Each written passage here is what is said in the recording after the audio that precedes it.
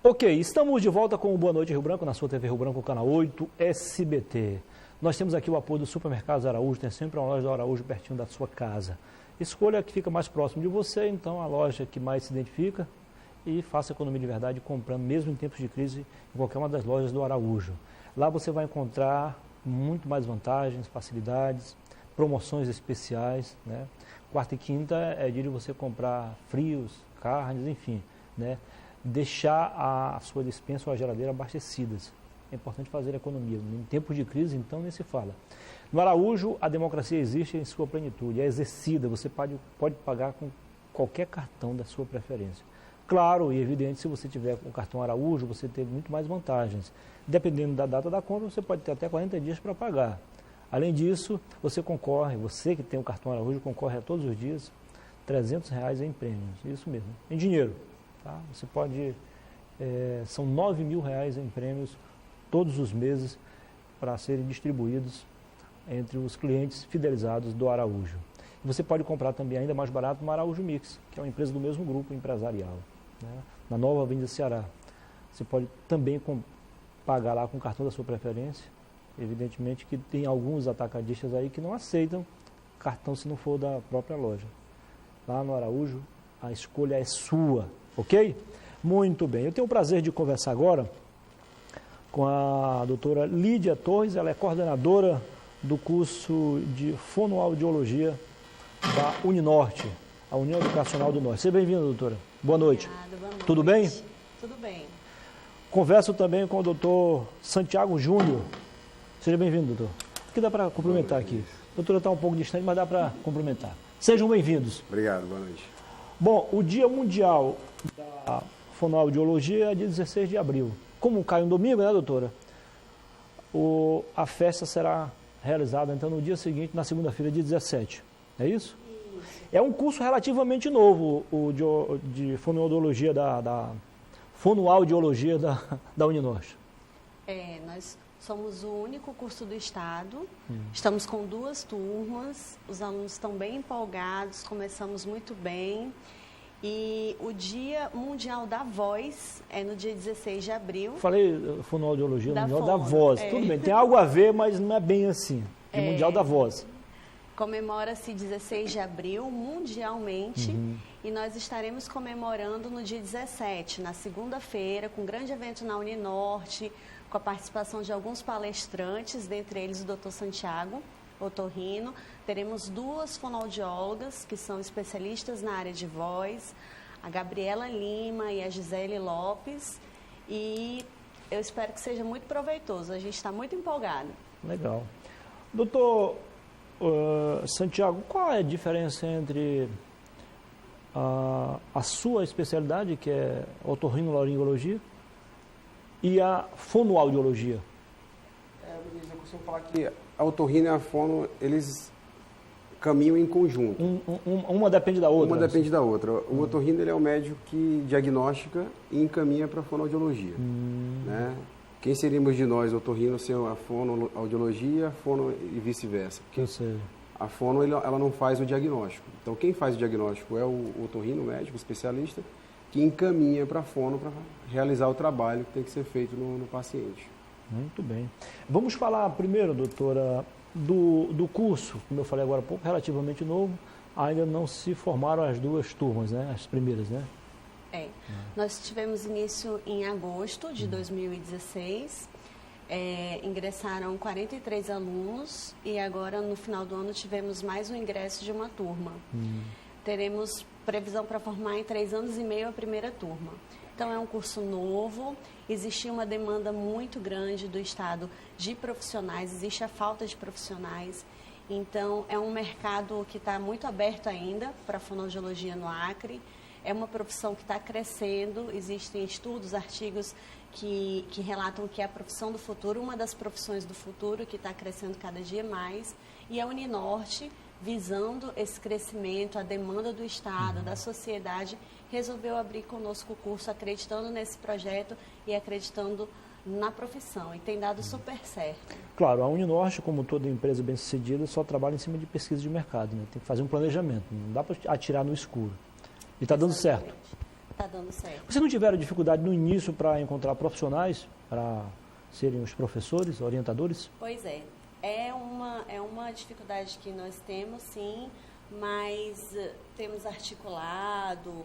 Quem sabe futuramente abriremos edital para o chamamento de outros profissionais de fora do estado que tenham interesse. Né? A Uninorte investe nos professores, nos docentes e assim, é um prazer trabalhar na empresa. Eu acredito que não haverá muita dificuldade nesse sentido. Com certeza.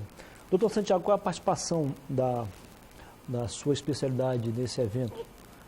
O senhor que é especialista em ouvido, nariz e garganta. Né? A gente vem para somar, né? A gente vem para ajudar e tentar passar um pouco do que a gente sabe. Né? A gente tem visto aí muitos problemas relacionados à voz, principalmente a pessoas que lidam com a voz, né? Aos profissionais da voz. Né? Porque a gente, ser humano, nós não fomos feitos para falar. A gente adaptou a voz conforme a evolução da espécie humana. Então, a gente tem que tentar passar para o profissional que ele tem que primeiro aprender a falar. Não é já chegar falando num curso, chegando numa sala de aula com 30, 50 alunos, começando a gritar, sem tomar um pouquinho de água. Tem todos os cuidados aí envolvidos, né? Então, a gente tem que tentar passar o mínimo possível para eles. Muito bom. Doutor, há mais ou menos uns 3 anos nós estivemos aqui, e o senhor me falava de um projeto que o senhor estava coordenando em todo o estado, não só aqui na capital, mas também no interior, voltado à sua área específica. O projeto continua ou deu uma parada? O projeto continua, é um projeto do governo do estado, junto ao governo federal, né, e continua de vento em pouco. É um projeto ligado à saúde auditiva, né? Isso. Então são aparelhos auditivos, não só isso, como diagnósticos de crianças que não escutam, que é muito mais importante do que você colocar um aparelho no idoso. Né? Então você dá um pouquinho de audição para uma criança que futuramente não iria escutar nada, e você diagnosticar isso no início é muito prazeroso. Né? Eu tenho um primo que não ouve, não fala. Tenho um amigo, aliás 2, que perderam a voz já depois de uma certa idade. Isso acontece, doutor? São acidentes, falta de cuidados? Normalmente o que acontece? Quando a pessoa é normal, aí depois de uma certa idade acaba perdendo a voz. Ele tem aparelho, mas não consegue... Geralmente pode ser um trauma, né, algum acidente que aconteceu, ou então alguma doença, né, algum tumor, alguma coisa que tem que ser investigado. Até mesmo uma surdez súbita, né, que você tem um estampido muito alto, e aí você perde aquela audição e não é corrigido na hora. Você não é atendido adequadamente na hora. Né? Deixa para depois, e aí perdeu o tempo. Né?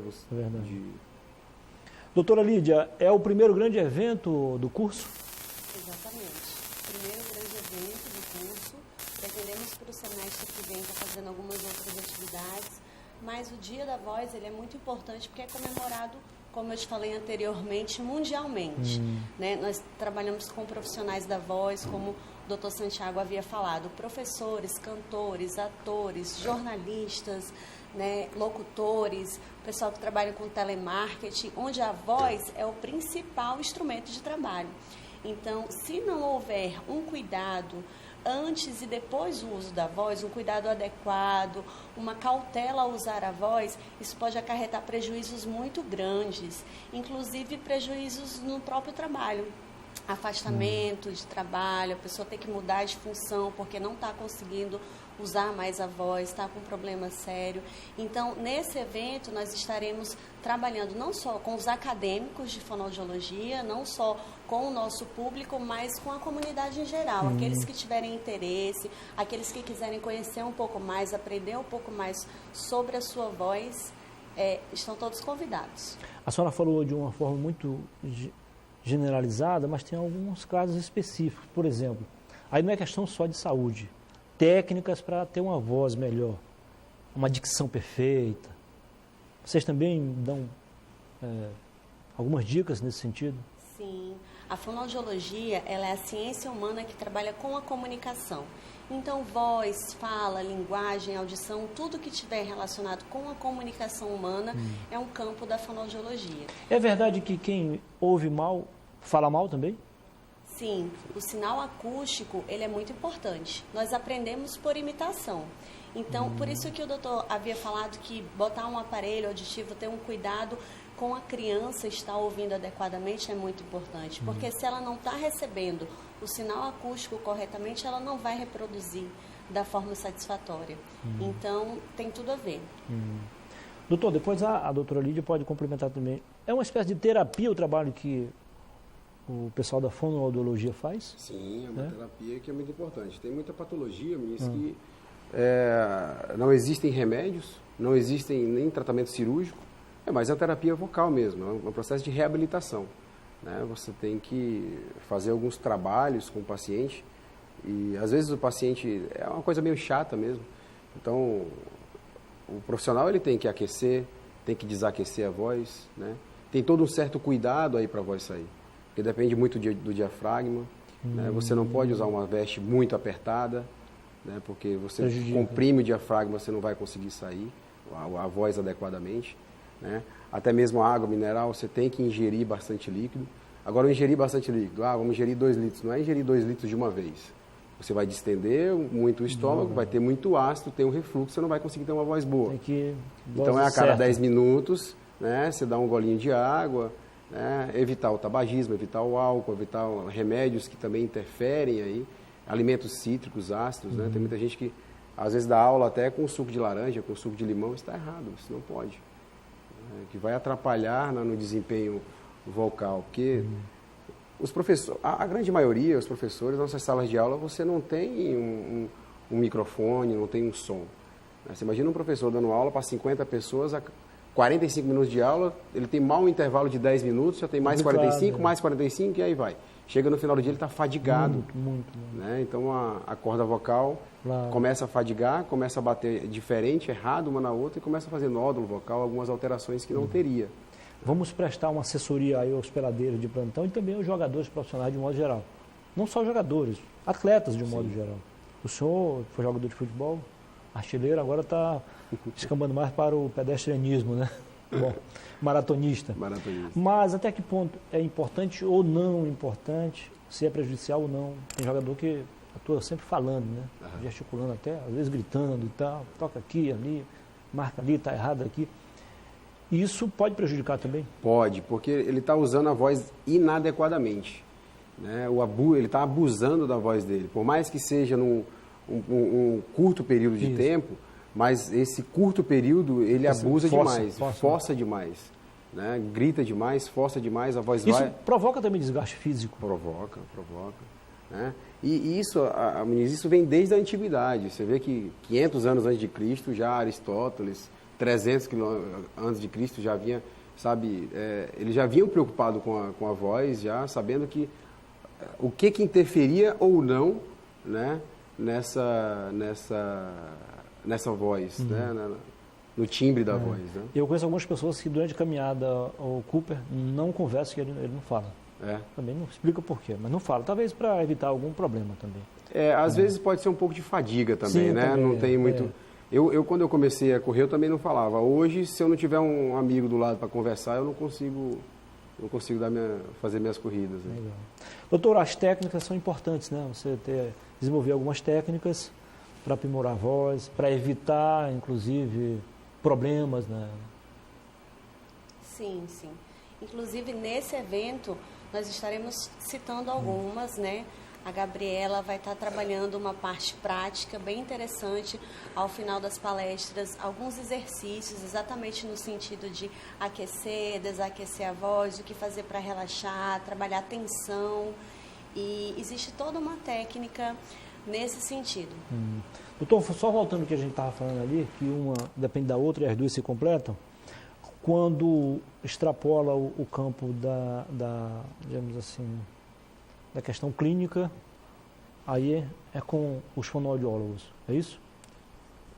Não é nem que extrapola. A gente, a questão da voz, ela depende um pouco do diagnóstico e depende muito mais do fonoaudiólogo do que do próprio otorrino. A grande maioria são questões técnicas resolvidas pelo próprio fonoaudiólogo. Né? Então, se ele não tiver uma técnica boa para resolver, se ele não conseguir trazer o paciente para si, ele não vai conseguir resolver. Fazer a prevenção também? Isso, porque não é cirúrgico, a grande maioria não é cirúrgico, a grande maioria é o técnico mesmo, o fonoaudiólogo mesmo que vai conseguir resolver. Ou seja, se o cliente tivesse passado pelas mãos de um fonoaudiólogo, talvez não tivesse necessidade de ir ao seu gabinete. Mas primeiro casos, ele tem que ir no otorrino para diagnosticar. Sim, mas isso quando ele já está com a... Quando ele já está com a patologia. Mas ele pode evitar lá no Pode evitar, ele pode evitar com o fonoaudiólogo. Se ele não tem nenhum problema, se não tem nenhum diagnóstico de alguma definição, de alguma patologia, o fonoaudiólogo resolveria. Conversei aqui com a doutora Lídia Torres, coordenadora do curso de fonoaudiologia da Uninorte. Doutora, foi um prazer recebê-la aqui. Caso a senhora queira acrescentar algo, fique à vontade.